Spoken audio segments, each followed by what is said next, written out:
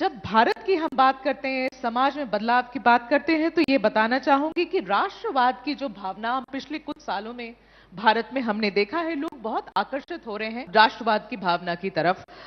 सनातन की बातें कर रहे हैं, सनातन की तरफ झुकाव हो रहा है, तुष्टीकरण की राजनीति को वो नकार रहे हैं। ये जो बदलाव समाज में पिछले कुछ सालों में हम लोगों ने देखा है, इसकी वजह संघ क्या देखता है? मुझे लगता है कि देश की स्वाधीनता के बाद हमको हमारे भाग्य के निर्धारण का अवसर प्राप्त हुआ। 1000 ईयर हमारा कंटिन्यूस स्ट्रगल में रहा।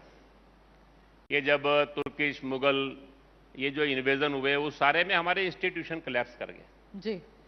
ब्रिटिश राज रहा तो लॉस ऑफ मेमोरी हो गया, आत्मविस्मृति हो गया। ये जो 75 ईयर्स है, इस 75 ईयर्स में हमको हमारे भाग्य के निर्धारण का अवसर जब प्राप्त हुआ है तो धीरे धीरे करके अपने को जानने की इच्छा भी लोगों की बढ़ी है जी।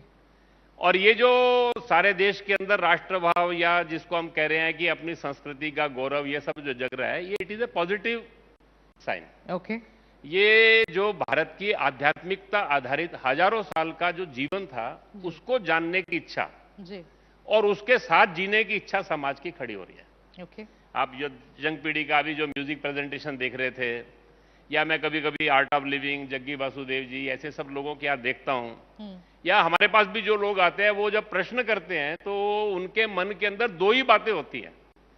एक अपनी देश संस्कृति को जानने की इच्छा और दूसरा how we can contribute. Okay, और तुष्टीकरण की राजनीति तो नकारनी चाहिए सबको। मुझे लगता है ये जो मॉन्टेमिर्लो अवार्ड से लेकर खिलाफत से लेकर जो अपीजमेंट की पॉलिसी चली, उसका कारण देश का विभाजन हुआ जी।